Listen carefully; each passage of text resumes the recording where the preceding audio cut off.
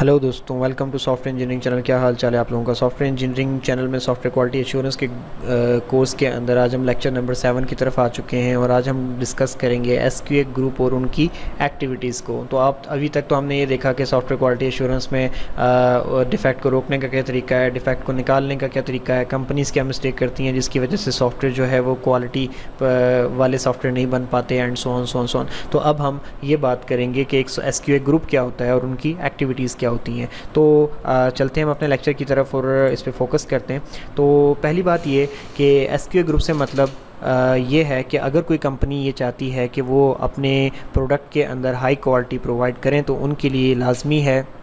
कि वो अपनी कंपनी में एक एसक्यूए ग्रुप बनाएं। और एसक्यूए ग्रुप का मतलब ये कि एक ऐसी टीम बनाएं जैसे जो आपके सॉफ्टवेयर हाउस में रह के सिर्फ और सिर्फ इसी काम पे फोकस करे कि किस तरीके से हम अपनी प्रोडक्ट के अंदर क्वालिटी को जो है मेक श्योर कर सकते हैं। वो सिर्फ और सिर्फ क्वालिटी की अश्योरेंस के ऊपर काम कर रहा होगा ग्रुप, और उसके अंदर सारे के सारे एक्सपीरियंस्ड मेंबर होने चाहिए जो कि जानते हों कि सॉफ्टवेयर के डेवलपमेंट का क्या प्रोसेस होता है, जो कि जानते हों कि सॉफ्टवेयर में प्रॉब्लम्स कहाँ से आ सकती हैं, जो कि रिक्वायरमेंट लेवल के काम जानते हों, जो कि डिज़ाइन लेवल के काम जानते हों। उन लोगों की टीम एक इस तरीके की बना दी जाए जो कि सिर्फ और सिर्फ इसी चीज़ की मॉनिटरिंग करें कि हर जगह पे हर काम के अंदर जो है सॉफ्टवेयर की क्वालिटी को अश्योर किया जा रहा है या नहीं किया जा रहा। और जो बड़ी कंपनीज़ होती हैं वो इस तरीके के एसक्यूए ग्रुप बनाती भी हैं। अब दूसरी चीज़ ये कि कंपनीज़ को इन बात का ख्याल रखना चाहिए कि जब ये ग्रुप बन गया है तो इस ग्रुप को काम करने के लिए जो फंडिंग चाहिए उसका प्रॉपर्ली ख्याल रखा जाए। इसको बना के इसको साइड पे रख दिया जाएगा और अगर ये ग्रुप इग्नोरेंस का शिकार हो जाएगा तो डेफिनेटली ये अपना काम प्रॉपर्ली नहीं कर पाएगा, क्योंकि एक टीम है और इस टीम की फंडिंग लाजमी है। और दूसरी बात ये कि जब ये काम करेगी तो ये अपना काम बताने के लिए आपके सामने रिपोर्ट्स पेश करेगी, प्रेजेंटेशंस देगी। तो आपको चाहिए, यानी कि कंपनी को इस बात का ख्याल रखना चाहिए कि वो उन रिपोर्ट्स के ऊपर, उन प्रेजेंटेशन के ऊपर मुकम्मल तौर पे फोकस करे और देखे कि किस तरीके से आपकी कंपनी के अंदर इम्प्रूवमेंट्स आ रही हैं, आपकी कंपनी के क्वालिटी एश्योरेंस प्लान के अंदर, प्रोसेस के अंदर किस तरीके से इम्प्रूवमेंट आ रही हैं, उस पर क्वेश्चन करें ताकि ये टीम मोटिवेटेड रहे।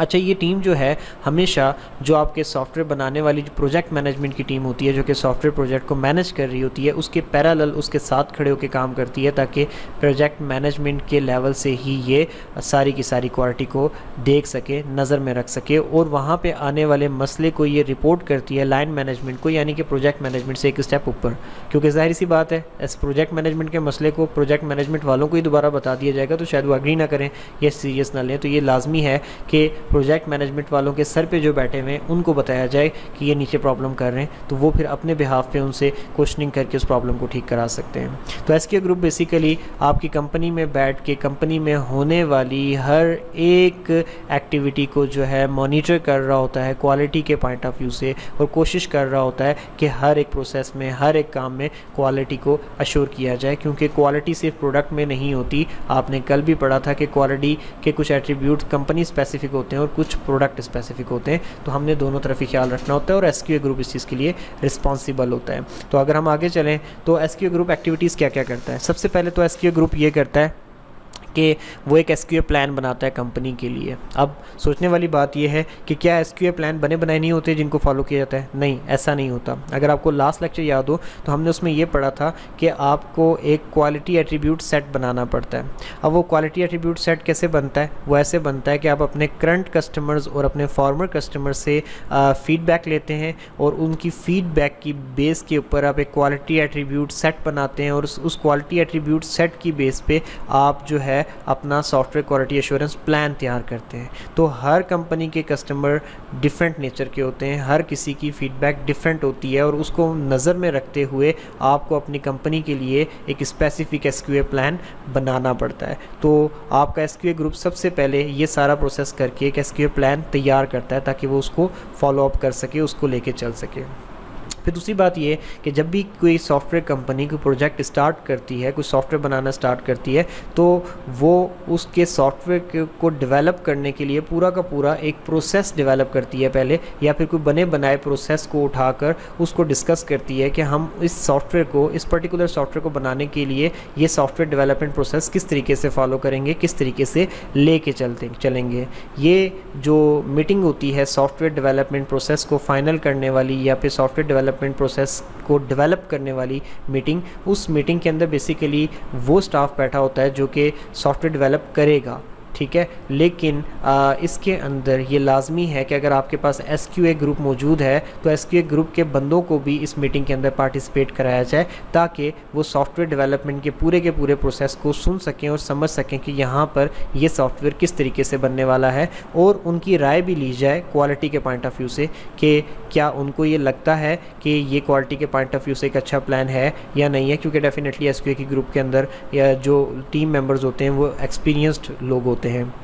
और उसके बाद इससे फ़ायदा क्या होता है कि जब उन्होंने पूरा का पूरा प्लान सुना हुआ होता है कि सॉफ्टवेयर डेवलपमेंट प्रोसेस क्या होगा और किस तरीके से काम करेगा, तो उसके बाद उसको फाइनल करने के बाद जब सॉफ्टवेयर इंजीनियरिंग की एक्टिविटीज़ स्टार्ट की जाती हैं उस ऑर्गेनाइजेशन के लिए, सॉफ्टवेयर को बनाने के लिए, तो उस ऑर्गेनाइजेशन के अंदर सॉफ्टवेयर को बनाने के लिए, तो जो आपके SQA ग्रुप के बंदे होते हैं वो इस चीज़ को मेक श्योर करते हैं कि जो जितनी भी सॉफ्टवेयर इंजीनियरिंग की एक्टिविटीज़ हो रही हैं ये according to software engineering process जो कि फाइनल किया गया था मीटिंग में, उसके अकॉर्डिंग हैं भी या नहीं है। क्योंकि ज़ाहिर सी बात है, अब अगर आप उनको मीटिंग में नहीं बिठाओगे तो उनको ये नहीं पता कि डेवलपमेंट प्रोसेस क्या फाइनल हुआ है। फिर उसके बाद जब उनके सामने एक्टिविटीज़ हो भी रही होंगी तो उनको क्या पता कि ये उस प्रोसेस के अकॉर्डिंग है भी या नहीं। तो पहले मीटिंग में बैठ के पूरा का पूरा प्रोसेस सुनते हैं और उसके बाद आपकी एक्टिविटीज़ को वो चेक करते हैं कि क्या आप एक्टिविटीज़ अकॉर्डिंग टू प्रोसेस कर भी रहे हैं या नहीं कर रहे हैं। इसके बाद ये SQA ग्रुप ये करता है कि सॉफ्टवेयर के डिज़ाइंस का भी ऑडिट करता है, और साथ ही साथ सॉफ्टवेयर बनाते हुए जो छोटे छोटे मॉड्यूल्स या फिर वर्किंग प्रोडक्ट बनते चले जाते हैं उनको भी ये SQA ग्रुप साथ साथ चेक करता चला जाता है कि ये प्रोडक्ट्स जो बन के तैयार हुई हैं ये अकॉर्डिंग टू प्रोसेस और अकॉर्डिंग टू रिक्वायरमेंट है या नहीं है। इसके अलावा क्या होता है कि समटाइम ऐसा होता है कि जो डेवलपमेंट टीम है वो प्रोसेस को, सॉफ्टवेयर डेवलपमेंट प्रोसेस को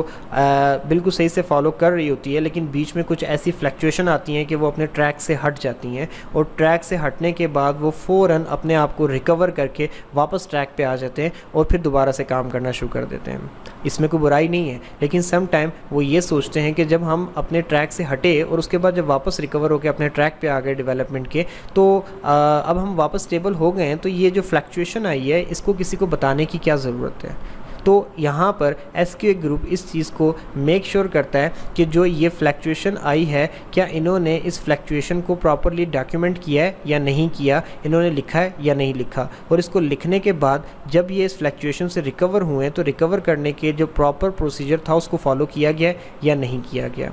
अब ऐसा क्यों करना ज़रूरी है? शायद आप ये सोच रहे होंगे रिकवर हो गए दैट्स इट, बात ख़त्म, बीच में अगर ऐसी फ्लक्चुएशन नहीं भी रिकॉर्ड की तो इसमें कौन सा बड़ा मसला है। ऐसा नहीं होता। अगर वो रिकवर हो भी गए और उस फ्लक्चुएशन को छुपा लिया गया हायर अथॉरिटीज़ से, तो जब ये सॉफ्टवेयर प्रोडक्ट बन के आगे जाएगा तो हो सकता है उस फ्लक्चुएशन के टाइम पे ऐसा मसला आया हो जो कि उनको भी नज़र ना आया हो और अथॉरिटी को तो पता ही नहीं था फ्लक्चुएशन का, तो वो भी ना देख पाए हो, तो ज़ाहिर सी बात है फिर वो प्रॉब्लम आगे कस्टमर तक पहुँच जाएगा जो कि आपकी क्वालिटी को जो है ना मुतासिर करेगा। तो इसलिए ज़रूरी होता है कि ये चीज़ें डॉक्यूमेंटेड हों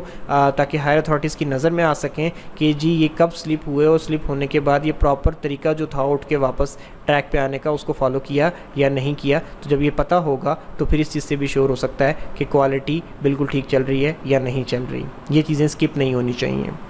इसी के बाद वो ये करते हैं कि हर चीज़ को वेरीफाई करके और जितनी भी सीनियर मैनेजमेंट्स हैं उनको हर चीज़ रिपोर्ट करते रहते हैं ताकि वो लोग भी अपनी मॉनिटरिंग में रख सकें और कोई मसला आए तो वापस नीचे वाली टीम को, टेक्निकल टीम को पूछ सकें। तो ये इनकी एक्टिविटीज़ होती हैं और ये बहुत ही कमाल की एक्टिविटीज़ हैं। अगर इनको स्ट्रिक्टली फॉलो कर लिया जाए किसी भी कंपनी में तो बहुत अच्छे तरीके से सॉफ्टवेयर की क्वालिटी को अश्योर किया जा सकता है। लेकिन इन एक्टिविटीज़ को परफॉर्म करने के लिए, यानी कि सॉफ्टवेयर क्वालिटी की मेजरमेंट करने के लिए जो बैरियर्स होते हैं बीच में वो भी कुछ हैं। ज़ाहिर सी बात है एक्टिविटीज़ जो हैं सॉफ्टवेयर की क्वालिटी को अश्योर करने के लिए हैं, तो उनके माइंड में कोई ना कोई मेजरमेंट पैरामीटर्स तो होते हैं, उनको उन्होंने फुलफ़िल करना होता है, जब भी तो सॉफ्टवेयर क्वालिटी अश्योर हो पाती है। तो अब उन सॉफ्टवेयर क्वालिटी की जो मेजरमेंट के जो प्लान हैं, जो सॉफ्टवेयर क्वालिटी एश्योरेंस के प्लान हैं, उसके अंदर कुछ रुकावटें भी होती हैं। उसमें से पहली रुकावट टेक्निकल स्टाफ होता है। टेक्निकल स्टाफ वो होता है जिन्होंने वो सॉफ्टवेयर बनाया होता है, वो हमेशा अपना काम सॉफ्टवेयर क्वालिटी एश्योरेंस के सामने खुल के रखने से कतराते रहते हैं, क्योंकि उनको पता है कि यार इन लोगों को काम दिखाया तो ये कीड़े निकालेंगे, कीड़े निकाल के ऊपर वालों को जो हमसे हायर अथॉरिटीज़ उनको शिकायत लगाएंगे, फिर हमारे लिए मसला बनेगा, फिर हमारे लिए और काम खुल जाएगा। तो वो इस चक्कर में इतना ज़्यादा इनसे शाये रहते हैं, इनसे घबराते रहते हैं कि इनसे काम छुपाते हैं। तो जब क्वालिटी एश्योरेंस वाले अपने बिहाफ पे जो प्रोसेस बना के फॉलो कर रहे होते हैं, तो उसमें जो प्रॉब्लम सामने आ जाती है वो तो आ जाती है। टेक्निकल स्टाफ जब इनके साथ कोऑपरेट नहीं करता, तो इस वजह से हमेशा सॉफ्टवेयर क्वालिटी एश्योरेंस में कहीं ना कहीं गैप रह जाता है। इसके अलावा कंपनीज़ जो कि सॉफ्टवेयर क्वालिटी एश्योरेंस का ग्रुप बनाती हैं, वो उनको आज़ाद करके, बिल्कुल फ्री करके ये अलाउ नहीं करती कि वो खुद से अपने प्लान्स बनाएं कि किस तरीके से उन्होंने सॉफ्टवेयर की क्वालिटी को एश्योर करना है, बल्कि क्योंकि वो पुरानी कंपनीज़ होती हैं तो उनको पुराने सॉफ्टवेयर क्वालिटी एश्योरेंस के मेथड्स अडॉप्ट करने पे मजबूर किया जाता है, क्योंकि कंपनीज़ का ये सोचना होता है कि हम हमेशा से ये मेथड फॉलो करते आए हैं तो इनसे हमेशा अच्छे रिजल्ट मिले तो आगे भी अच्छे मिलेंगे। जबकि वक्त के साथ टेक्नोलॉजी और डिमांड्स और ज़रूरियात जितनी भी किस्म की होती हैं बदल जाती हैं, तो उसके लिए ज़रूरी होता है कि आप न्यू टेक्नोलॉजी और नई चीज़ों को अडॉप्ट करें। तो जब वो नहीं कर पाते तो प्रॉब्लम्स आती हैं। तो ये बैरियर्स रहते हैं हमेशा। तो कंपनीज़ को भी इस चीज़ का ख्याल रखना चाहिए कि टेक्निकल स्टाफ को ये मजबूर करें कि वह एसक्यूए के साथ कोऑपरेट करे और एसक्यूए ग्रुप को अडॉप्ट करने दें नई टेक्नोलॉजीज़। तो अगर हम आगे चलें और कुछ सॉफ्टवेयर क्वालिटी पर्सनल के हवाले से बात करें, यानी कि जो एसक्यूए के जो लोग होते हैं उनके बारे में, कि ये बेचारे हमेशा अंडरपेड रहते हैं और हमेशा जब आपकी सॉफ्टवेयर कंपनी क्राइसिस की तरफ जाती है तो कंपनी सबसे पहले इन्हीं को ही नौकरियों से निकालती है कि यार आप लोग निकलो, अभी हम पे नहीं कर सकते ज़्यादा। ठीक है, अब इससे घबराने की ज़रूरत नहीं है। ऐसी ये चीज़ें वही कंपनीज़ करती हैं जो कि एसक्यूए की को समझ नहीं पा रही होती हैं, इसकी इंपॉर्टेंस को नहीं समझती, और छोटे लेवल की कंपनीज़ होती हैं। लेकिन जो बड़ी कंपनीज़ हैं वो हमेशा बहुत ही अच्छे पैकेजेस देती हैं सॉफ्टवेयर क्वालिटी एश्योरेंस की टीम मेंबर्स को, और जब कोई क्राइसिस का टाइम आता है तो वो एसक्यूए वालों की तरफ ज़्यादा फोकस हो जाती हैं, क्योंकि उनको पता होता है कि अब यहाँ से आगे क्राइसिस से निकलने का तरीका क्वालिटी पे फोकस करना ही है। तो इसलिए आपने उन कंपनीज़ को माइंड में रखते हुए अपने आप को तैयार रखना है, अपने आप को प्रिपेयर करना है कि वो कंपनीज़ के अंदर आप जा सको जो कंपनीज़ बेसिकली जो आपकी एसक्यूए को इम्पोर्टेंस देती हैं। ठीक हो गया। तो आई होप सो कि आज का लेक्चर आपको इंटरेस्टिंग लगा होगा। प्लीज़ अगर इंटरेस्टिंग लगा हो तो लाइक करके चैनल को सब्सक्राइब करके हमें सपोर्ट प्रोवाइड करें। दोबारा मिलेंगे नेक्स्ट लेक्चर में, तब तक के लिए अल्लाह हाफिज़।